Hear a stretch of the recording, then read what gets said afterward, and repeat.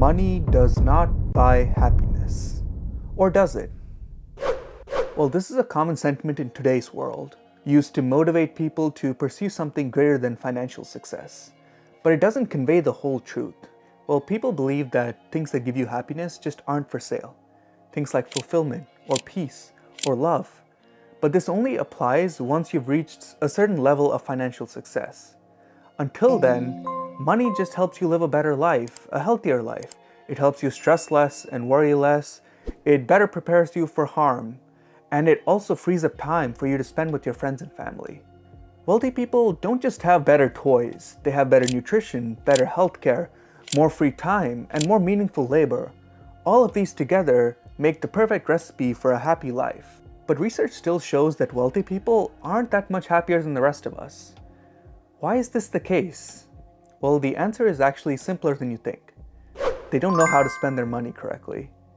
This is because money isn't a guarantee of happiness, it's an opportunity for happiness. And it's an opportunity that most people just don't take advantage of in the right way. So in this video, I'm going to highlight 8 principles of spending to maximize happiness that are highlighted in this paper here. Keep in mind that the purpose of this video is not to inspire you to increase your income and to make more money. Quite the opposite, in fact.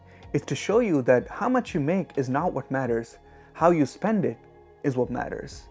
Spend your income wisely and you can skyrocket your happiness without focusing on increasing your earning. Stick to the end of the video where I revisit this point in more detail. If that sounds exciting, let's get into it. Principle number 1 is to buy experiences rather than buying things. So what do experiences mean? Experiential purchases are basically made with the purpose of living through them, whereas material purchases are made with the intention of owning a good. Most things kind of fall in between, but they tend to lean one way or the other. The biggest reason why material goods just aren't good at making us happy is because of something called adaptation. This basically means that no matter how much we've spent on our purchase, like our dream car or our dream house, we quickly adapt to its presence over the next few weeks, and then we move on to the next event, going back to the same base level of happiness. But this doesn't happen to experiences. This is because experiences aren't a permanent state. When you own something, you basically own it forever. But when you experience something, the moment passes and you can never experience it again. This basically helps us put more value on it.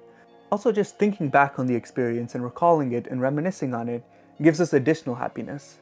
Another thing about experiences is that they're unique to the individual. It's not easy to compare them, unlike goods. Let's say you buy a car, it's very easy to compare it with your friend's car and see which one's faster, see which one's more expensive, and then feel bad about the one you own. But any experience that you have is so unique to yourself that you automatically just feel happy to have that memory. One last great thing about experiences is that they're often social. And the biggest takeaway from this paper is that the more social we are, the happier we are at the end of the day. So here's your challenge for principle 1. Take yourself or your partner on an experiential date. This means something like bowling or an escape room or go-karting, or if you're a little more adventurous, something like skydiving. I promise you, this memory will last your entire lifetime and just give you free happiness whenever you think about it. Principle number 2 is to help others more than we help ourselves. The most beautiful thing about being a human is the love we feel for those around us. We're not just social creatures, we're what the paper calls hypersocial creatures, which means that we feel love and connection for complete strangers. So given how social we are, it's completely obvious that the best way to create happiness for ourselves is to create happiness for others first. The paper proves simply that those who spend more money on others are just happier overall. So remember that as a human, your main purpose in life, your singular goal, is to create beautiful memories for yourself and for others. And principle 1 and 2 give you a surefire way to do that. So buy gifts for your friends, pay for dinner, take them out on platonic dates. Help in any way that you can. Not just for your happiness, but for the happiness of everyone around you. So your challenge for this principle is very simple. Buy a box of chocolates, and when you go to school or work tomorrow, just hand them out. See how good it feels to put a smile on other people's faces. So principle number 3 is to buy many small pleasures rather than a few big ones. In principle 1, we talked about how quickly and easily we adapt to material goods. But there is a secret to beating adaptability. It is increasing the frequency of our purchases. Rather than indulging in really high-cost purchases like your dream car or your dream house, it just makes more sense to buy smaller, pleasurable purchases throughout your lifetime. Of course, you can argue that these big purchases are made for the experience. In this case, it makes sense to reflect about whether this car or this house is something that you really want, something that will really bring you happiness, or if it's something that you're just doing to impress other people. This simple principle of focusing on happiness frequency rather than happiness intensity will go a long way in improving your life. Another reason why small pleasures spread out over a long period of time are helpful is because of something called diminishing marginal utility. So let me give you an example, right? Let's say you bought this huge red velvet cake for your birthday, and you sit down and you start eating. The first few bites taste so amazing. They taste heavenly. As you eat more and more, the feeling of fullness starts kicking in, and you start feeling like this is not as enjoyable as it once was. Towards the end, you're so stuffed, but you just want to completely finish this cake. Does that make sense? Or should we take a different approach? We eat the first few bites, and we eat until we stop feeling like it's enjoyable. Now we put the cake away. We come back tomorrow, and now we can experience those first few heavenly bites again. This is what diminishing marginal utility means. It just means that the more you do something within that one take, the less enjoyable it becomes. So overall, what this means is don't just spend all your money on one big cake that you eat in a day and you have to think about for the rest of your life. Instead, buy small cupcakes throughout the week and enjoy that for the rest of your life. And people who savor these small, mundane moments of happiness, these cupcakes, throughout the day are just generally happier.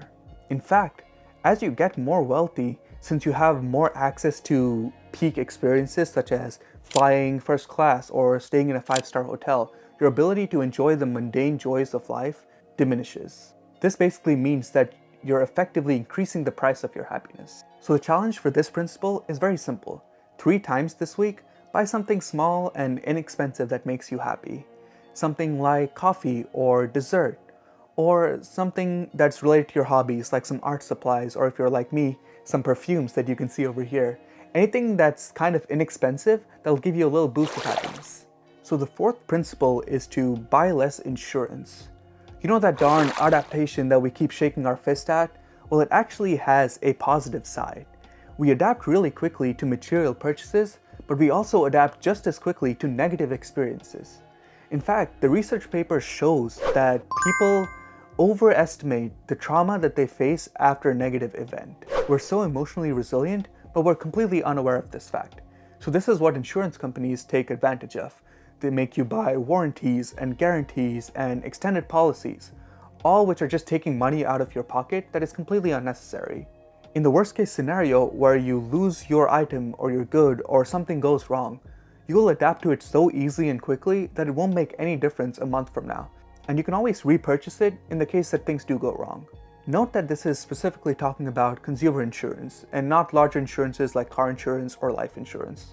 That's a completely different topic. So your challenge for this principle is very simple. The next time you're buying a good, skip the insurance. The 5th principle is to pay now and consume later. This is probably the opposite of what you're used to, which is consume now, pay later, a rhetoric that credit cards really benefit from.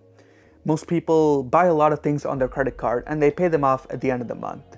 This attitude of I'll take care of it tomorrow, I'll deal with the debt tomorrow, is really devastating to our happiness because we've already consumed the good and we've already derived the pleasure from it, and now we have to go through the negative effect of paying for it. We need to flip this script and buy things today that we will use sometime in the future. This is because it gives us access to something that is so beautiful, something that's the source of free and unlimited happiness, something called anticipation. In fact, it was shown that people who look forward to their vacations are happier in this period of anticipating their vacation than when they are during the actual vacation.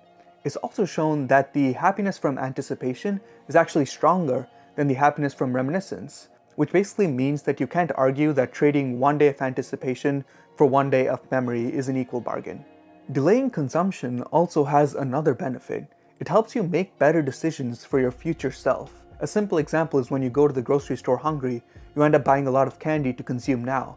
But if you go to the grocery store on a full stomach, you'll probably end up choosing a healthier option for your future self to consume later on. So the challenge for this principle is actually really simple. Go on Amazon right now and buy something, but don't use Prime delivery. Let it take its time to get here. Once you've ordered it, note how you feel. That feeling of anticipation is free happiness. We just created that out of thin air. Isn't it amazing how the mind works?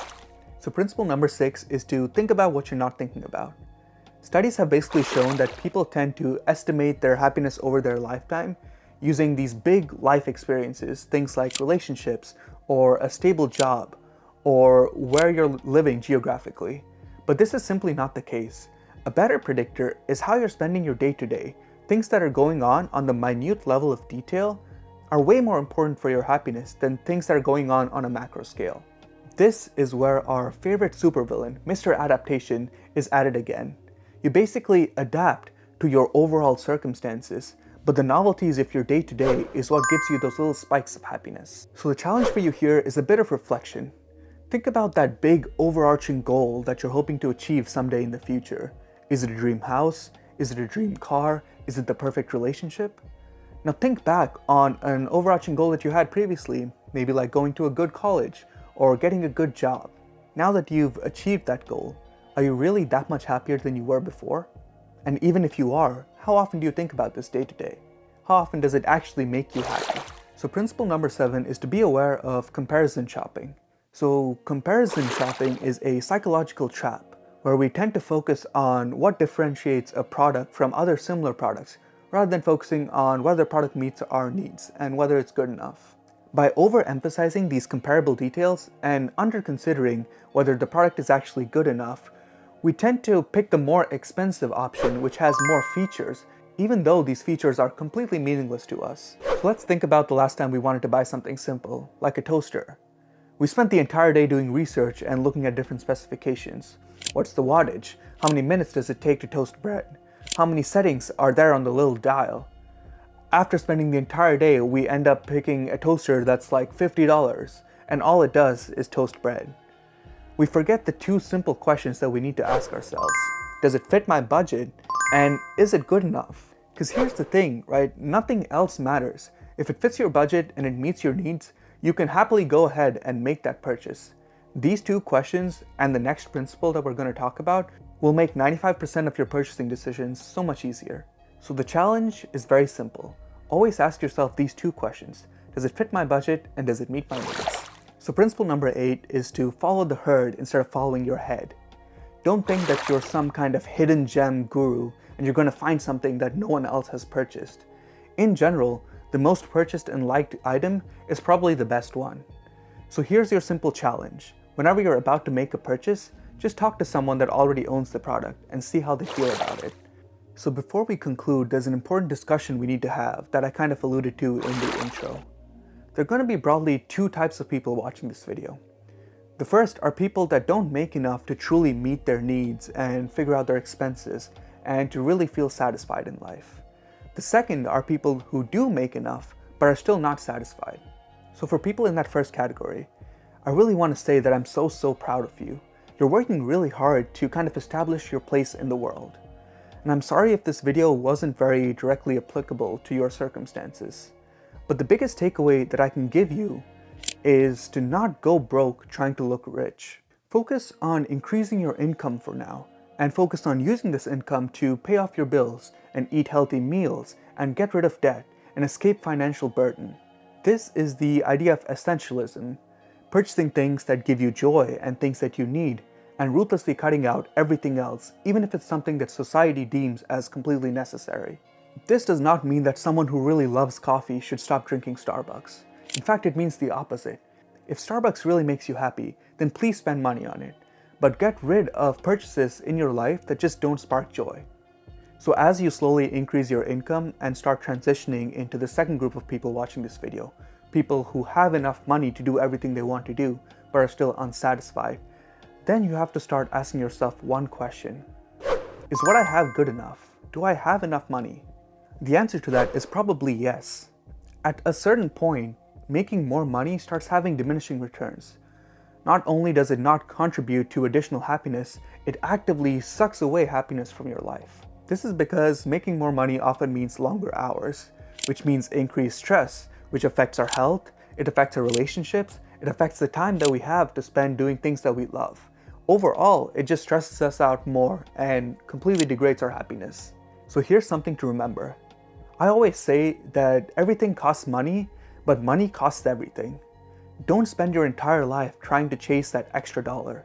Instead, prioritize understanding how much money you need for your ideal lifestyle, and once you've reached that money, cut back on your working hours and try to think about how you can spend this extra time that you have chasing your passions. Not only that, using the 8 principles in this video, you can improve the way that you actually spend this dollar and get more bang for your buck in terms of happiness. So guys, I have a really shocking fact for you. Money is important. Who would have guessed? But making more money isn't always the right approach. After a certain point, you need to start asking yourself if this additional money that you're making is contributing to your happiness or if it's taking away from your happiness. Remember that most people don't actually want to be millionaires. All they want is to have the happiness and the experiences that they believe only millions can buy. But this is actually not the case.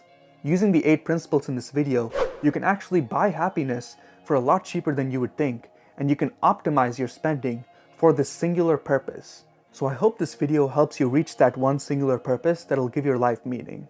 Creating beautiful memories for yourself and for others. Thank you for watching, and I'll see you in the next one.